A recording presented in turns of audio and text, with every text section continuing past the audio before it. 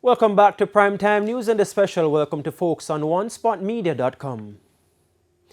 Up first, well-known music producer Linval Thompson, better known as Shab, has been charged with 3 counts of murder for the recent mass shooting in Rose Heights, St. James. The police high command reported this afternoon that the producer was charged earlier today by the Major Investigation Division (MID) after he was pointed out on an identification parade in connection with the shooting.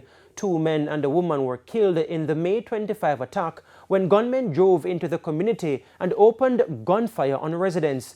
2 other individuals, including a 15-year-old, were also injured in the incident. It's reported that 53 spent shells from high-powered weapons were found at the scene.